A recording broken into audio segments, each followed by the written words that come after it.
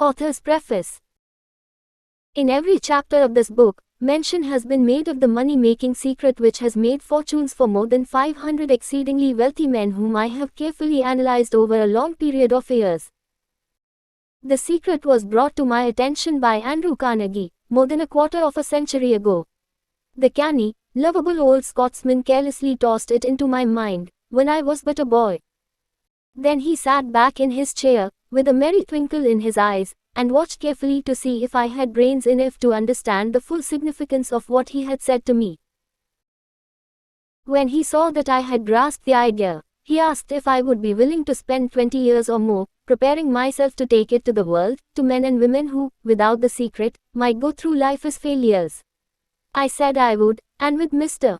Carnegie's cooperation, I have kept my promise. This book contains the secret, after having been put to a practical test by thousands of people, in almost every walk of life. It was Mr. Carnegie's idea that the magic formula, which gave him a stupendous fortune, ought to be placed within reach of people who do not have time to investigate how men make money, and it was his hope that I might test and demonstrate the soundness of the formula through the experience of men and women in every calling. He believed the formula should be taught in all public schools and colleges, and expressed the opinion that if it were properly taught it would so revolutionize the entire educational system that the time spent in school could be reduced to less than half. His experience with Charles M. Schwab, and other young men of Mr. Schwab's type, convinced Mr. Carnegie that much of that which is taught in the schools is of no value whatsoever in connection with the business of earning a living or accumulating riches. He had arrived at this decision, because he had taken into his business one young man after another, many of them with but little schooling, and by coaching them in the use of this formula, developed in them rare leadership. Moreover, his coaching made fortunes for every one of them who followed his instructions. In the chapter on faith, you will read the astounding story of the organization of the giant United States Steel Corporation, as it 12. was conceived and carried out by one of the young men through whom Mr. Carnegie proved that his formula will work for all who are ready for it. This single application of the secret, by that young man Charles M. Schwab, made him a huge fortune in both money and opportunity. Roughly speaking, this particular application of the formula was worth $600 million. These facts, and they are facts well known to almost everyone who knew Mr. Carnegie, give you a fair idea of what the reading of this book may bring to you, provided you know what it is that you want. Even before it had undergone 20 years of practical testing, the secret was passed on to more than 100,000 men and women who have used it for their personal benefit, as Mr. Carnegie planned that they should. Some have made fortunes with it. Others have used it successfully in creating harmony in their homes. A clergyman used it so effectively that it brought him an income of upwards of $75,000 a year. Arthur Nash, a Cincinnati tailor, used his near-bankrupt business as a guinea pig on which to test the formula. The business came to life and made a fortune for its owners. It is still thriving, although Mr. Nash has gone. The experiment was so unique that newspapers and magazines gave it more than $1 million worth of laudatory publicity. The secret was passed on to Stuart Austin Weir, of Dallas, Texas. He was ready for it, so ready that he gave up his profession and studied law. Did he succeed? That story is told too. I gave the secret to Jennings Randolph, the day he graduated from college, and he has used it so successfully that he is now serving his third term as a member of Congress, with an excellent opportunity to keep on using it until it carries him to the White House.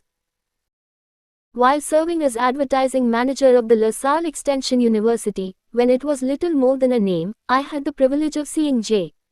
G. Chaplin, president of the university, use the formula so effectively that he has since made the LaSalle one of the great extension schools of the country.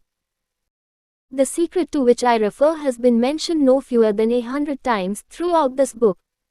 It has not been directly named, for it seems to work more successfully when it is merely uncovered and left in sight, where those WHO are ready, and 13. searching for it, may pick it up. That is why Mr. Carnegie tossed it to me so quietly, without giving me its specific name. If you are ready to put it to use, you will recognize the secret at least once in every chapter. I wish I might feel privileged to tell you how you will know if you are ready, but that would deprive you of much of the benefit you will receive when you make the discovery in your own way. While this book was being written, my own son, who was then finishing the last year of his college work, picked up the manuscript of chapter 2, read it, and discovered the secret for himself.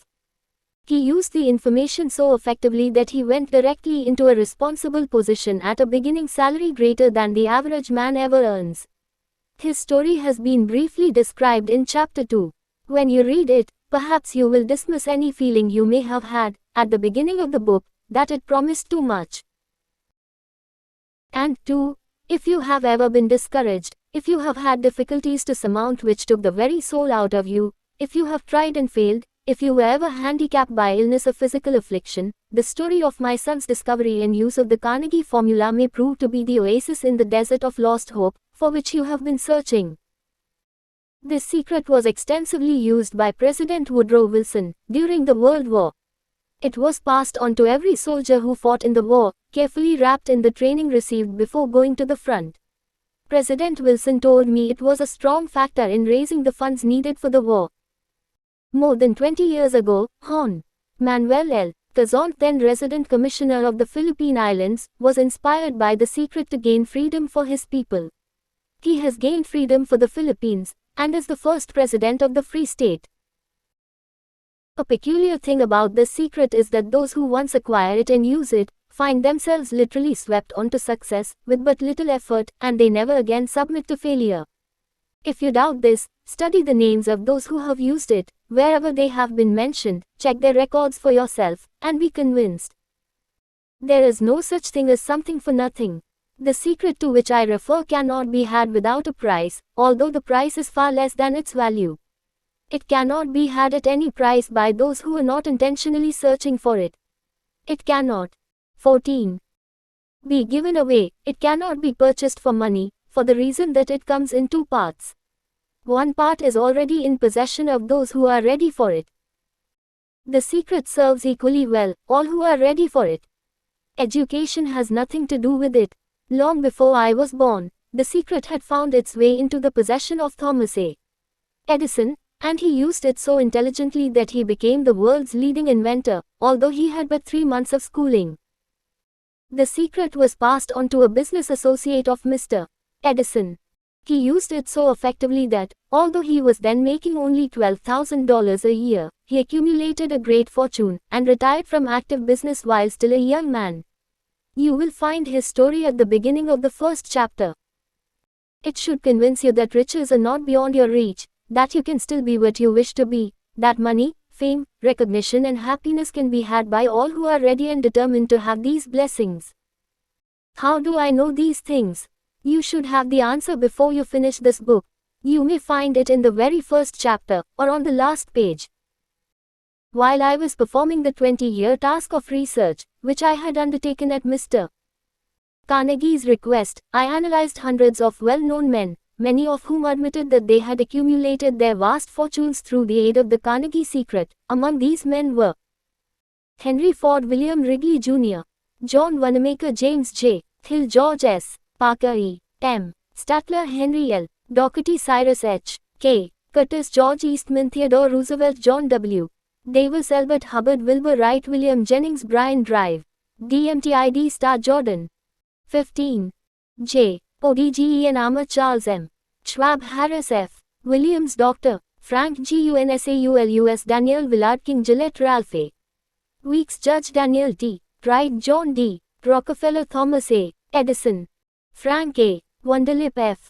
W. Woolworth, Call, Robert A. Dollar, Edward A. Filene, Edwin C.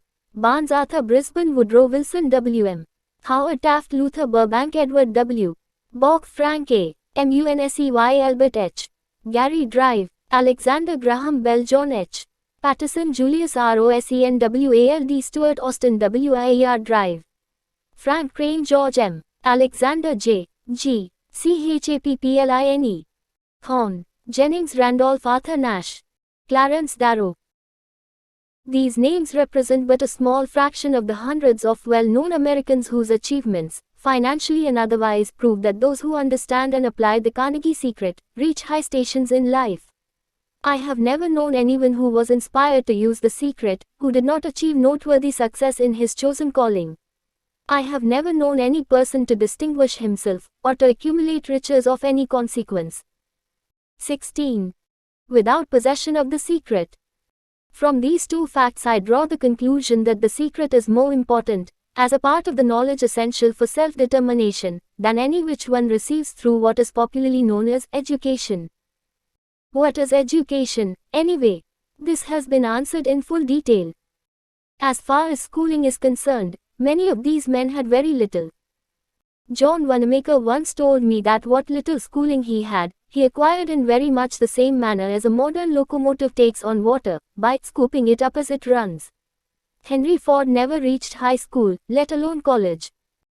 I am not attempting to minimize the value of schooling, but I am trying to express my earnest belief that those who master and apply the secret will reach high stations, accumulate riches, and bargain with life on their own terms, even if their schooling has been meager. Somewhere, as you read, the secret to which I refer will jump from the page and stand boldly before you, if you are ready for it. When it appears, you will recognize it.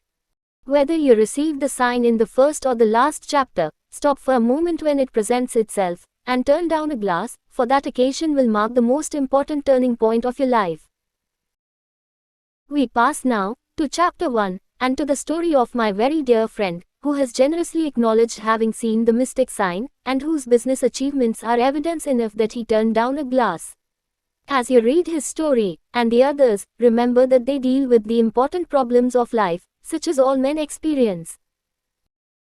The problems arising from one's endeavor to earn a living, to find hope, courage, contentment and peace of mind, to accumulate riches and to enjoy freedom of body and spirit. Remember, too, as you go through the book, that it deals with facts and not with fiction, its purpose being to convey a great universal truth through which all who are ready may learn, not only what to do, but also how to do it. And receive, as well, the needed stimulus to make a start. As a final word of preparation, before you begin the first chapter, may I offer one brief suggestion which may provide a clue by which the Carnegie Secret may be recognized. It is this: all achievement, all earned riches, have their beginning in an idea. If you are ready for the secret, you already possess one. 17. Half of it, therefore, you will readily recognize the other half the moment it reaches your mind. The author. 18.